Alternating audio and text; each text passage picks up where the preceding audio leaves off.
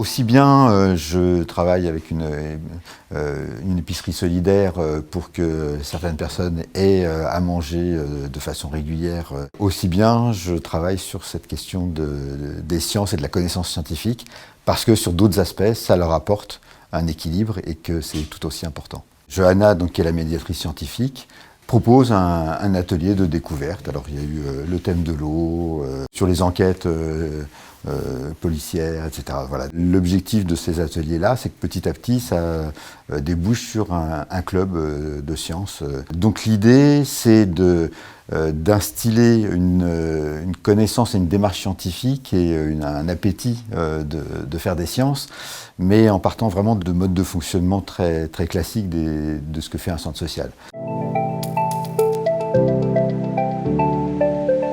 On s'intitulait Centre social. Très rapidement, j'ai proposé qu'on devienne centre socio-culturel. Et très rapidement, j'ai précisé que culturel voulait dire aussi les sciences. Ça n'était pas uniquement, comme on l'entend, les arts, le théâtre, la peinture, etc. Que les sciences faisaient partie de la culture. Et que ces éléments culturels, on les utilise tous les jours sans véritablement le savoir. Après, il y a plusieurs niveaux. Ça peut être effectivement un niveau très pratique, j'utilise ça tous les jours de façon à préserver ma santé.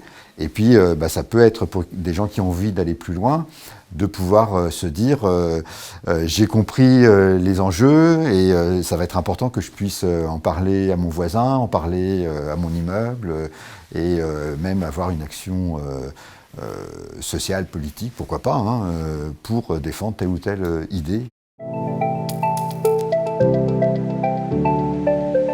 Je suis tombé sur d'abord Écosciences et puis de fil en aiguille sur Ombellisciences et je me suis dit voilà, là il y a vraiment ce que je recherche comme appui. Par exemple au catalogue, il y avait toute une série d'expositions qui me semblaient être déjà suffisamment étayées en termes scientifiques, mais aussi avec un support qui était déjà travaillé pour être accessible à différents publics. Il est important d'être en réseau, parce qu'un réseau, c'est un appui, c'est des connaissances complémentaires, c'est un espace de ressources quand on en a besoin, c'est un espace de discussion, voilà, qui permet d'avancer, qui permet de confronter les idées et d'en ressortir avec plein d'autres.